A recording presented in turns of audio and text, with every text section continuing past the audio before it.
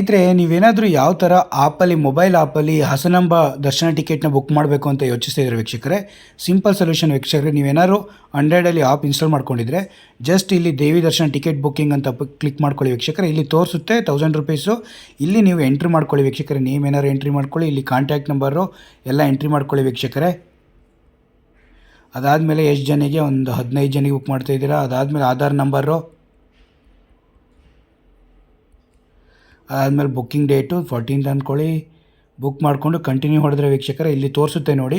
ಇಲ್ಲೆಲ್ಲ online booking, ನೀವೇನೇ book ಮಾಡ್ಕೊಂಡಿದ್ರು ಟಿಕೆಟು ಅಲ್ಲಿ ಡಿಜಿಟಲ್ ಜನ್ರೇಟ್ ಆಗಿರುತ್ತೆ. ಅದನ್ನು QR ಕೋಡ್ ಇರಲೇಬೇಕು. ಆ QR ಕೋಡ್ನ ಕರೆಕ್ಟಾಗಿ ಇಲ್ಲಿ ಬರ್ದಿರೋ ನೀವು ಗೇಟಿಗೆ ಹೋಗಿ ತೋರಿಸಿರೆ, ಮತ್ತು ಯಾವ ಆಧಾರ್ ನಂಬರ್ ಹಾಕಿರ್ತೀರೋ ಆ ಆಧಾರ್ ನಂಬರ್ ಅಲ್ಲಿ ತೋರಿಸ್ಬೇಕು ವೀಕ್ಷಕರೇ. ಇಲ್ಲ ಅಂದರೆ ನಿಮಗೆ ಟಿಕೆಟು ಸಿಗಲ್ಲ. ಅದನ್ನು ತೋರಿಸಿದ ಮೇಲೆ ಆ QR ಕೋಡಿಂದ ನಿಮಗೆ ಎಂಟ್ರಿ ಪಾಸ್ ಕೊಡ್ತಾರೆ. ಆ ಎಂಟ್ರಿ ಪಾಸಿಂದನೇ ನೀವು ಆ ಗೇಟ್ ಹತ್ರ 300 ರುಪೀಸ್ ಗೇಟು ಅಥವಾ 1000 ರುಪೀಸ್ ಗೇಟಿಗೆ ಹೋಗಿ ನೀವು ನಿಂತ್ಕೊಂಡು ತಾಯಿ ದರ್ಶನನ ಹೋಗಿ ಪಡಿಬೇಕು ವೀಕ್ಷಕರೇ.